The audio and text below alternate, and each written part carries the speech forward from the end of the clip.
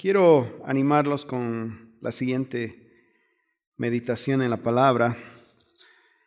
Si nos podemos ir por favor a Mateo capítulo 1. El versículo 18 dice: el nacimiento de Jesucristo fue así. Estando desposada María su madre con José, antes que se juntasen, se halló que había concebido del Espíritu Santo. Entonces, dice antes que se juntasen, porque ellos estaban comprometidos, una condición.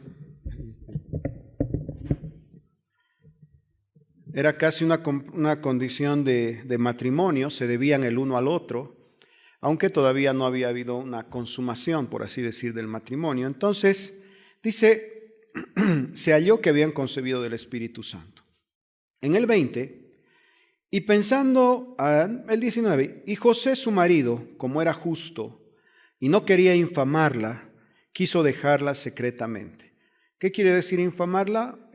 Lo hubiese acusado y decir: yo no he tenido intimidad con esta mujer y ella está esperando familia. Entonces, lo que hubiese pasado es que ante la acusación del hombre por una situación como esa y ante la verificación de que estaba embarazada, la sacaban fuera de la ciudad y la apedreaban hasta matarla. Esa era la ley en ese tiempo. En todo caso, este hombre parece que la amaba, ¿no? La amaba y dijo: mira, te amo tanto, qué pena que ha pasado esto, no sé cómo ha pasado. Claro, en la concepción humana, una mujer no se embaraza porque le dio el aire o porque le dio un viento frío en el cuello. No se embaraza por eso, ¿no es cierto? Entonces, claro, como un hombre natural, él dijo: mira, algo has hecho y yo no he estado ahí, ¿no? O sea, no he sido yo y estás embarazada. Entonces, sin embargo, él dijo, no quiso infamarla y quiso dejarla. Y en el 20 dice: pensando él en esto, José, he aquí un ángel del Señor le apareció en sueños y le dijo: José, hijo de David, no temas recibir a María tu mujer, porque lo que en ella es engendrado del Espíritu Santo es. Y dará a luz un hijo y llamará su nombre Jesús, porque salvará a su pueblo de sus pecados. En esta pequeña porción de la Escritura veo algunos elementos muy interesantes. Por ejemplo, que la actitud de José, a pesar de que se estaba yendo en contra de todo lo que él creía, porque lo que él creía, que era la ley, era ajusticiar a esa mujer, era condenarla y condenarla ante los sacerdotes a fin de que ella reciba el castigo que merecía, porque había sido infiel al pacto que había establecido. A pesar de irse contra todo su sistema religioso, hay algo que prevaleció en él. Seguramente la amaba. Y era el amor, porque dijo: mira, no te quiero infamar, prefiero dejarte y que piensen, porque ¿qué pasaba si él la dejaba? Todo el mundo hubiese pensado que el canalla posiblemente era él. ¿Por qué? Porque hubiese abandonado a una mujer que ya estaba comprometida en matrimonio, que en realidad, bueno, es toda una figura que algún momento les voy a contar cómo se casan los judíos, pero ya era un compromiso formal delante de la sociedad, estaban comprometidos, y que él la estaba abandonando con un bebé en el vientre. En ese tiempo, las mujeres no tenían la posibilidad de trabajar para sostenerse. Ellas se dedicaban a la casa, a sus hijos. Entonces, prácticamente estaba dejando a una mujer prácticamente para que viva en la indigencia, para que viva en la miseria, para que viva pidiendo el favor de uno o de otro para poder sobrevivir. Entonces, él al decirle: mira, te voy a dejar, era como decir: yo voy a tomar, digamos, el peso, la culpa. Había amor, algo había nacido del amor, algo había nacido de la compasión, del cariño. ¿Y saben qué? Dios bendice eso, no importa en qué circunstancia estemos. Porque, ¿qué pasó cuando él pensó hacer eso? Dice: un ángel del Señor se le apareció y le dijo: no temas en recibir a María, tu mujer, porque lo que en ella está engendrado del Espíritu Santo es. Cuando algo nace de la pureza y la sinceridad del amor, dicho sea de paso, la palabra dice: Dios es amor. O sea que ese es el principio, de ahí nace la verdad del amor. Entonces viene la revelación de Dios a tu vida para alinearte con el camino en el que debes andar. ¿Qué hubiese pasado si José se hubiese ido? Y hubiese ido, por decir, a infamarla. Seguramente Dios hubiese guardado a María. Seguramente Dios hubiese mandado a alguien para rescatarla y sacarla. ¿Por qué? Porque lo que estaba en ella era un fruto santo. Y así Él lo hubiese dejado, seguro el Señor lo hubiese cuidado y la hubiese sostenido y nunca le hubiese faltado nada, porque el fruto que había en ella era santo y tenía un propósito. Dios no necesitaba de José para cuidar a María. Pero en el corazón de un hombre, con un corazón simple, sencillo y que amó, Dios alineó aún el corazón de José por apartarse de aquello que Dios estaba haciendo, porque José se estaba apartando de la voluntad de Dios. José se estaba yendo a un lado de la voluntad de Dios. Dios lo tomó con cuidado, habló con él, como decir, lo hizo entrar en razón, se sentó con él a conversar y decir: José, no hagas esto, yo estoy haciendo algo. Entonces Dios se sentó a hablar con él, se sentó a conversar con él y le dijo: esta es la voluntad de Dios para tu vida. Él así todo podía haber sido rebelde, pero fue obediente. Cuando hay sinceridad en tu corazón, cuando hay pureza en tu corazón, cuando tu sentido de hacer las cosas es el amor, y más cuando se trata de otras personas, entonces el consejo, la respuesta, la dirección de Dios no falta en tu vida. Sí o sí te va a traer nuevamente a ese camino de luz. Y ahora en el 21, y dará a luz un hijo y llamará su nombre Jesús, porque él salvará a su pueblo de sus pecados. Ahora miren la vida de María. Dice una joven, seguro muy jovencita, porque antes no se casaban como ahora, ¿no? Ahora se espera bastante para casarse, esperan que cada uno sea profesional, hay muchos elementos, digamos, que son parte de nuestra sociedad. No digo que está mal, en ese tiempo era diferente. Ella acepta la obra del Espíritu Santo en su vida. ¿Ella podía haber rechazado esa obra?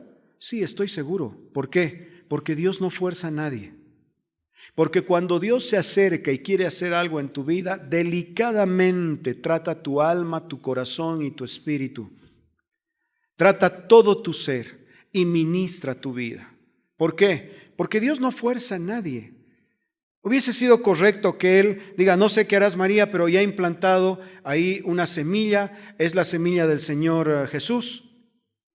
Y la otra decir: Señor, ¿qué ha pasado? Parece que yo no cuento en esta ecuación.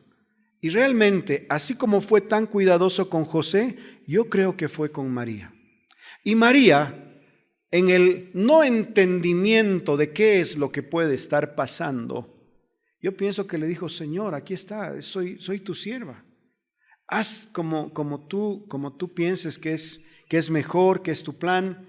Entonces, dice que concibió del Espíritu Santo, se halló que había concebido del Espíritu Santo. Ahora, ¿por qué es mi oración? De hecho, la palabra también dice que somos templo del Espíritu Santo, que el Señor habita por así decir, corporalmente, Padre, Hijo y Espíritu, en el Espíritu, en nosotros, porque nos ha hecho morada de Él. Yo una y otra vez, mi oración es: Señor, lléname de tu Espíritu Santo. Porque ¿qué trae la llenura del Espíritu Santo? Miren lo que dice el 21. Y darás a luz un hijo. El fruto del Espíritu Santo en tu vida, ¿qué es? Jesús. el fruto del Espíritu Santo en la vida de María, ¿qué fue? Jesús. ¿Cuál fue el fruto? La semilla que fue sembrada dio a luz un fruto, y ese fruto tenía el nombre de Jesús. Dice, ¿quién salvará al pueblo de sus pecados? Tenía un propósito. Entonces, la vida del Espíritu Santo en nosotros produce un fruto poderoso. Y ese fruto es la vida de Jesús en nosotros.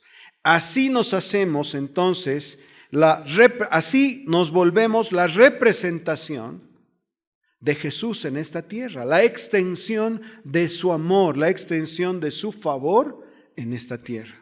Entonces, el clamor de Espíritu Santo, ven, Espíritu Santo, lléname, Espíritu Santo, haz tu obra en mí, Espíritu Santo, y de hecho la palabra también dice que el Espíritu Santo nos revela al Padre y nos revela al Hijo. Es decir, Señor, que la vida de ese Cristo maravilloso se manifieste en cada parte de mi ser.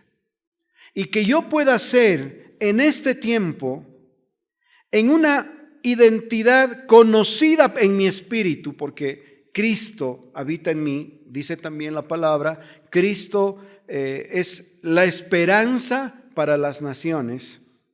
Cristo en mí, la esperanza de gloria, Cristo, la esperanza para las naciones, que yo pueda ser la representación correcta de lo que es el Señor en mí, que yo pueda ser la representación correcta de la vida de Jesús en mí, que pueda ser la representación correcta de la imagen y la semejanza del Padre en esta tierra, porque eso es lo único que puede traer esperanza. Eso es lo único que puede traer un camino, una luz en un mundo que está separado de Dios y que vive en oscuridad. En Mateo capítulo 3, vamos al versículo 13.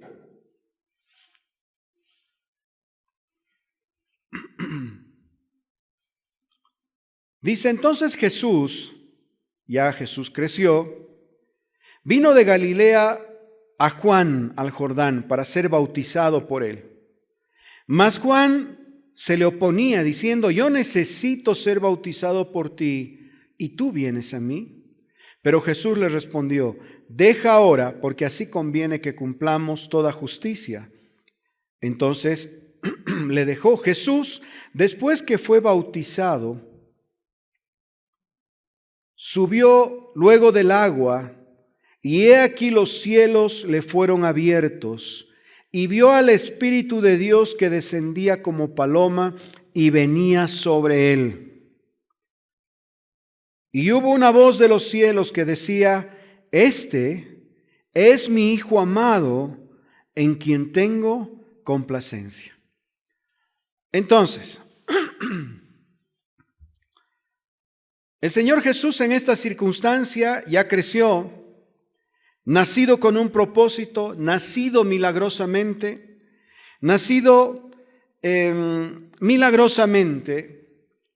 ahora está delante de Juan y le dice, necesito que tú me bautices. Y dice que cuando lo bautizó, al salir él de las aguas, dice, los cielos se abrieron y el Espíritu de Dios descendió como paloma y venía sobre él. Ahora, el Espíritu de Dios vino sobre él y ¿qué testimonio trajo en la vida de Jesús? Una voz que decía, este es mi Hijo amado, en quien tengo complacencia. Entonces, la vida del Espíritu en nosotros, ¿qué testimonio trae? Trae el testimonio, como hemos dicho primero, de la vida de Jesús, pero además trae el testimonio de que somos hijos amados en quien Dios tiene toda complacencia. Trae el testimonio de que no pesa sobre nosotros ninguna condenación ni juicio por cualquier decisión que hayamos tomado en nuestra vida. ¿Por qué? porque la vida de Jesús a través de su muerte y resurrección se reveló en nuestras vidas. Tú dices, hermano, a veces no me veo en este lugar. A veces no me veo como hijo amado. A veces no me veo como la representación de Jesús. A veces no me veo en esta posición de santo y justificado. Porque las cosas que digo a veces no son las correctas ni las mejores. Porque las cosas que hago a veces no son ni las mejores ni las correctas. Porque las cosas que pienso a veces no son ni las mejores ni las correctas. Pero Dios no mira las cosas que haces o que dices o que piensas. Lo que Dios mira en ti es el fruto que nació como consecuencia de la vida del Espíritu Santo en ti. ¿Y cuándo se nos entregó esa vida? Cuando Jesús entregó su vida en el Calvario. Miren cómo funciona esto, atentos. Cuando Jesús, en obediencia, en amor por nosotros, escoge llevar el dolor, escoge llevar el pecado de la humanidad, o sea, de cada uno de nosotros, escoge llevar toda condenación que pesaba sobre nuestras vidas, escoge llevar nuestra desobediencia, porque andábamos en desobediencia. Cuando el Señor escoge llevar en la cruz, en ese dolor, en esa falta de auxilio, porque Él estaba siendo crucificado, estaba siendo muerto, estaba siendo sacrificado. Cuando Él decide condenar o recibir en Él la condenación del mundo de sus pecados, en ese momento nosotros quedamos justificados, santificados y libres de toda condenación y peso sobre nuestros hombros. ¿Qué dice en Juan 3:16? ¿Se han puesto a pensar? Dice, porque de tal manera amó Dios al mundo. No dice porque de tal manera Dios amó a su iglesia. Claro que la ama. Somos la niña de sus ojos. Pero dice porque amó ¿a quién? Al mundo. No dice a los evangélicos. No dice a los cristianos, a los que se portan bien, a los que viven en santidad, a los que no viven conforme a los rudimentos y a las cosas del mundo. Dice porque Dios amó ¿a quién? Al mundo. Entregó ¿qué? La vida de su amado Hijo unigénito. Entonces, ¿por quién Él entregó su vida? Por los pecados y el juicio y la condenación que pesaban sobre el mundo. Ahora, nosotros hemos sido parte de ese mundo. El día que se nos reveló esta verdad, hemos venido a tomar otra posición en Dios, ahora como hijos amados, como dice el testimonio del Espíritu, del Padre, cuando Jesús fue levantado. Este es mi Hijo amado, en quien tengo complacencia. ¿Qué se reveló? Lo primero que se reveló ahí fue Jesús. Jesús se presentó y dijo, necesito ser bautizado. ¿Qué se reveló? Jesús. ¿Con qué testimonio? Con el testimonio del Espíritu Santo. ¿Qué se revela en nuestras vidas cuando el Espíritu Santo envuelve y llena nuestras vidas? Jesús. Y eso por la obra de la cruz. En todo caso, ahora no importa o no define quién eres, ni tus tentaciones, ni tus pecados, ni tus errores, ni tus faltas, ni tu flojera, ni nada absolutamente define cuál es tu posición en Dios. Lo único que define tu posición en Dios es lo que hizo el Señor Jesús en la cruz. Y que al hacer o al entregar su vida como sacrificio, te levantó a una posición de hijo.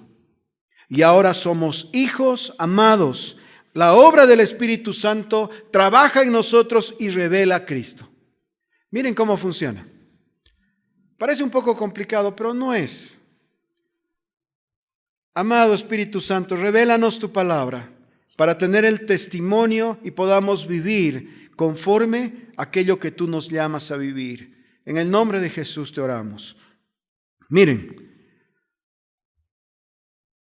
un padre y una madre tienen 4 hijos. Son hijos porque nacieron de esa relación. Son legalmente hijos. No son reconocidos, son hijos. Uno de ellos escoge en su vida ser un delincuente y se involucra con pandillas, se involucra en una mala vida, vive tal vez con una persona fuera del matrimonio, vive en una mala vida, tal vez robando, asaltando, tal vez con drogas, tal vez con alcohol. Se separa de la familia porque escoge vivir una vida tan separada del testimonio que le habían traído sus padres. Pregunta, ¿por el hecho de que vive así, dejó de ser hijo? No, no puede ser. ¿Se dan cuenta? Y a veces nosotros, cuando se trata del Señor, ¿saben qué hacemos? Decimos, no, yo no soy digno, o sea, yo no puedo ser hijo porque me porto mal, pienso mal, digo mal, hago mal. ¿Quién te dijo que por lo que hacías definía quién eras? Ni siquiera por el pecado que puedes cometer o los errores que puedes cometer definen quién eres. Lo que define quién eres es lo que Jesús hizo en la cruz. Eso es lo que define quién eres. Así como ese hijo. Ahora, esta misma familia tiene otro hijo que es un buen hijo.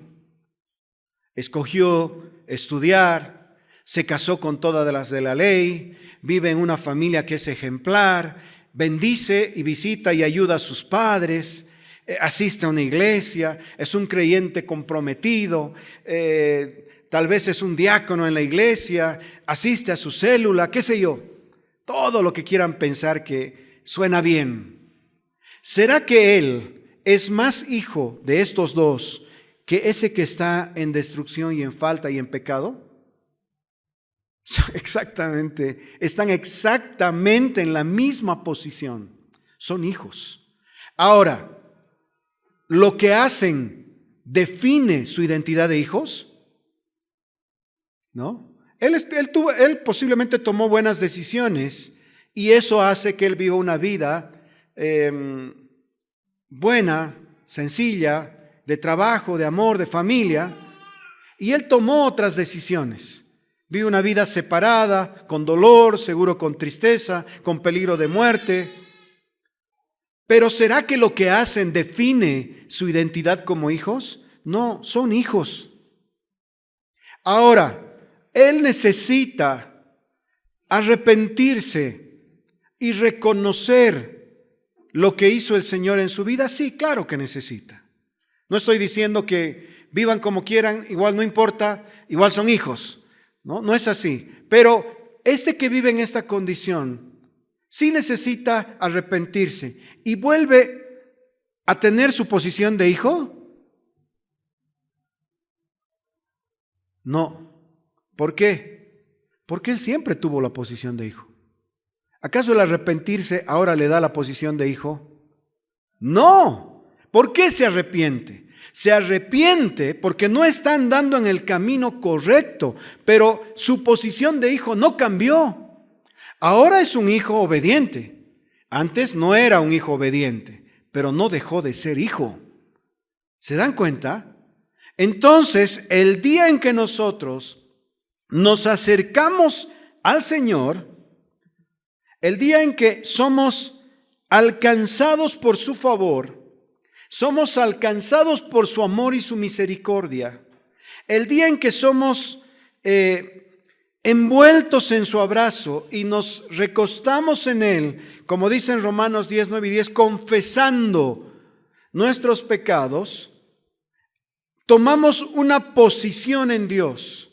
A partir de ese momento, como hijos amados, Tenemos el testimonio del Espíritu Santo en nosotros que dice, tú eres un hijo amado de Dios y el Padre tiene complacencia en ti.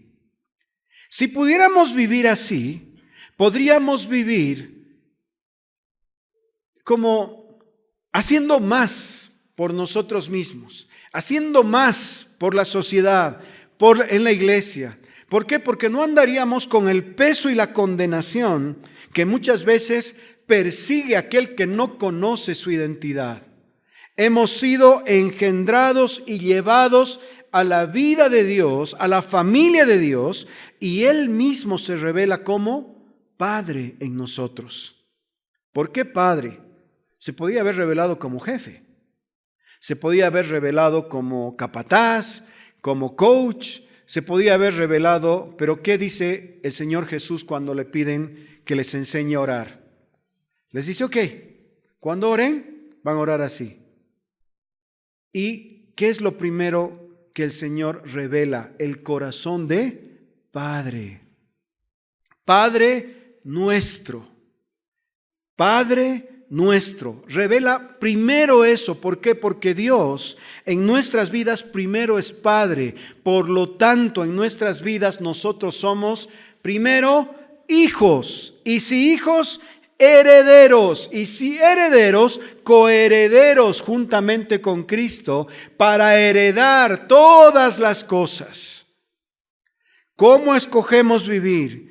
¿Cómo o qué decisiones tomamos? No nos quitan nuestra posición de hijos. Ahora, como coherederos, aquel que vive en esta posición de falsedad o de pecado o de error o de equivocación, posiblemente no va a poder disfrutar de la herencia de su padre porque él escogió separarse de la familia, aunque no dejó de ser hijo. Ahora, la palabra dice que somos herederos y coherederos, somos. ¿Y cuándo tomamos de esa herencia? Cuando tomamos de nuestra identidad. No cuando somos buenitos, no cuando hacemos bien las cosas, no cuando no nos equivocamos, sino cuando decimos, Señor, yo soy tu hijo amado. Quiero vivir como hijo. Esta es mi casa. Cuando tú entras como hijo, cualquiera de ustedes, a la casa, entras pidiendo permiso para entrar al refrigerador, para entrar a tu cuarto, o simplemente entras. Sí, ¿es tu casa? Tú dices, sí, es mi casa. ¿Ah, sí? ¿Tú la has comprado? Mira esos dos que están ahí detrás tuyo. Esos la han comprado la casa. Fíjate los papeles, está a nombre de ellos. Ellos son los dueños de la casa. ¿Y tú cómo entras como dueño? Entras como dueño, ¿por qué? Porque eres hijo. Solo el hijo puede tomar esa posición de pertenencia de las cosas del Padre, porque el Padre le da esa pertenencia. Todas las cosas en el reino, todas. Nosotros como hijos tomamos propiedad y pertenencia. ¿Por qué? Porque no servimos a un jefe, no servimos a un gerente, a un capataz, servimos a un Padre amado. Por eso es que dice la palabra que todos los recursos del cielo están a disposición de nosotros. ¿Qué dice Jesús en la oración? Acuérdense, dijo, Señor, que se haga tu voluntad como se hace en los cielos, así también en la tierra. ¿Qué se hace en los cielos? ¿Qué pasa en los cielos? ¿Será que en los cielos hay escasez? ¿Será que en los cielos hay necesidad, hay falta, hay dolor, hay tristeza? ¿Será que en los cielos hay enojo? ¿Será que en los cielos hay enfermedad? ¿Será que en los cielos hay falta de familia? No, los cielos están repletos de bendición y favor. Todo el diseño de Dios se mueve ahí. Dice, como se hace en los cielos, que se haga en la tierra. ¿Quién libera esa ventana de bendición para que eso se derrame en la tierra? Alguien que sabe que es hijo y que ahora puede ir delante de Dios y decir, Señor, que se abran las ventanas de los cielos y en mi casa se derrame bendición hasta que sobreabunde. ¿Quién libera ese favor y esa bendición? Solo el Hijo. Ahora, cuando tú ves a alguien que dice, Señor, por favor, y que está rogando y que está suplicando, y que así como que si no mereciera, por ejemplo, bendición en su casa, está equivocado. O está equivocado en la concepción de quién es. Porque el Hijo toma, el Hijo se apropia, porque es la herencia de su Padre. El otro día estaba con un joven, y este joven me dice, hermano, estoy un poco confundido, porque estamos detrás de un trámite para que nos salga un crédito y queremos comprarnos una casita. Y dice, y estamos dándonos, dice, con una pared, con otra pared, y estamos ahí, parece que ya sale y no sale, y parece que ya va a salir y no sale, y seguimos así, y seguimos así. Dice, si es la voluntad de Dios, ¿no debería ser esto sencillo? ¿No debería ser fácil? Las puertas no deberían estar abiertas. Yo le digo un momentito, aquí estás confundiendo dos cosas. Primero, la voluntad de Dios o el poder de Dios o el favor de Dios no está sujeta a una entidad financiera. Dios puede usar esa entidad o cualquier otra. O puede usar un hermano, o puede usar que te tropieces en la calle y te encuentres con todo el dinero que necesitas. La voluntad de Dios no está sujeta a eso. ¿Cuál es la voluntad de Dios para tu vida? Le digo. Me mira así ojoso y me dice, exacto, la voluntad de Dios para tu vida es bendecir tu casa, porque tú eres hijo. Eso es inamovible. Eso es inamovible. ¿Cómo va a ocurrir eso? No sé. Puede ser a través de esta entidad, puede ser a través de otra, pero así como que no será el tiempo, tal vez no es el tiempo para mí, para tener una casa, por ejemplo. No, absolutamente, es el tiempo. Tienes esposa, tienes hijos. Dios quiere que tengas un lugar donde llevar a tu familia. Así se han abierto sus ojos porque dice, claro. O sea, porque él un poco estaba mirando, no en su condición de hijo, sino estaba mirando en su condición de pedir un favor, ¿no? De pedir que algo ocurra, así, por favor, Señor. No, yo le digo, tu oración no es esa. Tu oración tiene que ser, Señor, libero toda bendición en el reino de los cielos sobre mi casa, porque tu corazón es bendecir mi casa en todas las cosas, como dice en 2 Pedro. Y yo sé que este es tu corazón. Y yo sé que tu corazón es bendecir mi familia con un lugar donde yo pueda llevarlos. Un lugar seguro donde pueda cobijarlos, donde pueda cuidarlos. Claro. Ese es el favor de Dios y la voluntad de Dios. ¿O será que la voluntad de Dios para ellos es, no, los voy a castigar, que no tengan, para que vivan aprendiendo a tener fe? No, ¿quién hace eso con sus hijos? Lo que hacemos como padres naturales a veces es, mira hijo, ¿te puedo ayudar con esto? Tú puedes dar esta otra parte, te puedo acompañar, y si ves que no está pudiendo, lo ayudas con todo. Así es un papá. Y tal vez los papás hacemos eso de, tú pon algo así como para que valore lo que está recibiendo. ¿Se dan cuenta? Pero es como una estrategia del papá, pero no es una estrategia de, lo quiero ahorcar hasta que sepa que tiene que confiar en mí. El Señor no obra así. De hecho, dice la palabra, si ustedes siendo malos dan buenas dádivas, ¿cuánto más su Padre en los cielos no les dará el Espíritu Santo? Y el Espíritu Santo es el que trae en nosotros la vida de Jesús y la revelación de los cielos para ser revelados en nuestras circunstancias. ¿Se dan cuenta? Entonces, hablando con este hermano, le digo, hermano, no te confundas. Tu Dios no es la financiera. Si piensas que de ahí viene tu provisión y es tu Dios, equivocado. Tu Dios ha hablado una vez. ¿Tienes una promesa? Tengo. Ok, suficiente. ¿Y esa promesa qué dice? Que Dios quiere bendecirme. Ok, eso es inamovible, porque tu Padre ha hablado. Si lo hace aquí, no me importa. Lo que yo sí sé es que hoy es el tiempo de tener una casa para mi familia. Y de ahí no te tienes que mover. Claro, el hermano me dice, miércoles. Estaba como confundiendo el camino, ¿no? Estaba pensando que ellos eran como mi provisión. No, no es así. Nuestra provisión es Dios. De donde no nos movemos es de las promesas y la palabra que el Señor reveló sobre nuestras vidas. ¿Qué hora es?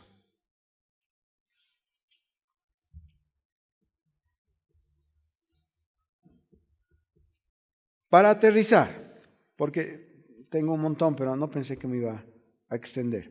Vamos a Efesios.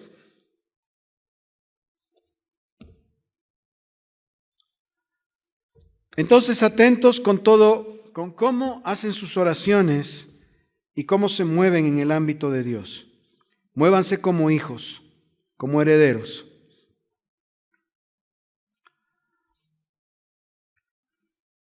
¿Saben qué necesitamos para movernos en esta sabiduría?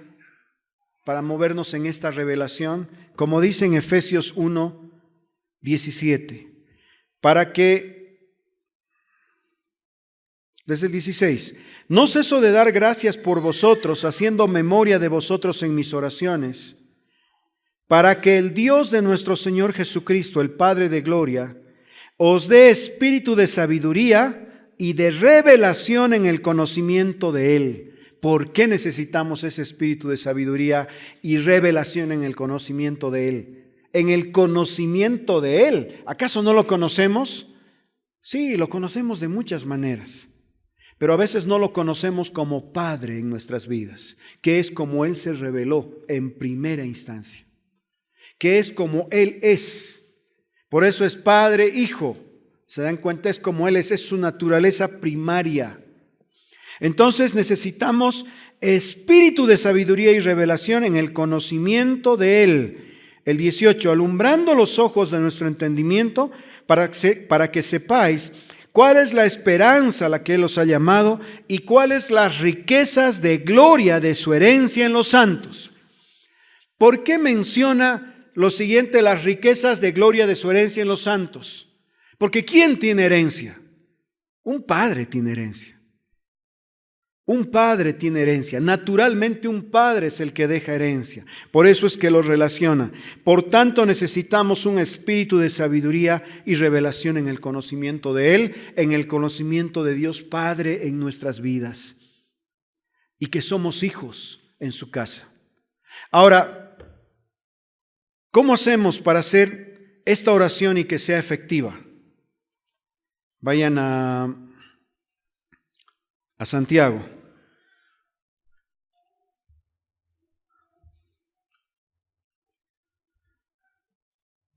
Miren, estos dos versículos son claves. Porque esto nos va a ayudar a orar y decir, Señor, quiero ese espíritu de sabiduría y revelación en el conocimiento tuyo. Quiero vivir en esta verdad. En el 5 dice, si alguno de vosotros tiene falta de sabiduría, ¿qué necesitamos? Santiago 1, versículo 5. ¿Qué nos decía en Efesios? Pidan a Dios espíritu de sabiduría y revelación en el conocimiento ¿de quién? De Él. ¿Y qué dice ahora aquí en el 5? Si alguno tiene falta de sabiduría, porque muchas veces como obramos es con esa falta de sabiduría, porque no tenemos abiertos nuestros ojos a ese Dios Padre y que somos hijos en la casa. Si alguno tiene falta de sabiduría, pídala a Dios, el cual da a todos abundantemente y sin reproche y le será dada. ¿Cuál es la fórmula? Señor, te pido sabiduría y revelación en el conocimiento tuyo y de quién soy yo en tu reino. Y luego nos da una llave y dice en el 6, pero pidan con fe. Escuchen esto, no dudando nada, porque el que duda es semejante a las ondas del mar, que es arrastrada por el viento, echada de una parte a otra. No piense, pues, quien tal haga, que recibirá cosa alguna del Señor. O sea que, si tú le pides a Dios sabiduría y entendimiento, pero en tu corazón entra la duda, y dice que la duda es como las ondas del mar. Un rato golpean aquí, otro rato golpean aquí. Dice el 7, no piense, pues quien tal haga que recibirá cosa alguna del Señor.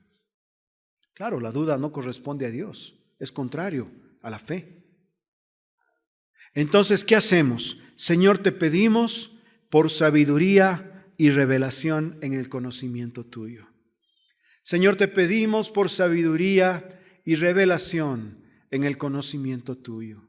Señor, te pedimos por sabiduría y revelación en el conocimiento tuyo.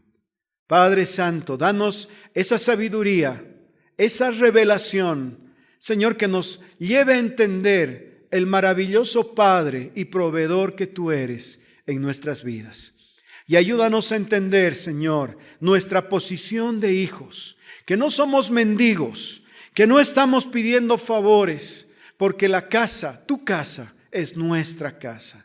Señor, en el nombre de Jesús, en esta posición de hijos, yo te pido que tu Espíritu Santo llene tu casa, llene nuestras vidas, trayendo la manifestación del Cristo glorificado y siendo un testimonio en este tiempo, en esta edad, en esta hora, sobre esta ciudad, el testimonio de Cristo, del Cristo glorificado y Dios el Padre amando a esta ciudad y a esta humanidad. Señor, en el nombre de Jesús, hablamos a los cielos para que sean abiertas las ventanas en los cielos y tu favor, tu bendición, tu incremento, tu bendición, Señor, caigan sobre nuestras vidas. Señor, sean derramadas sobre nuestras circunstancias.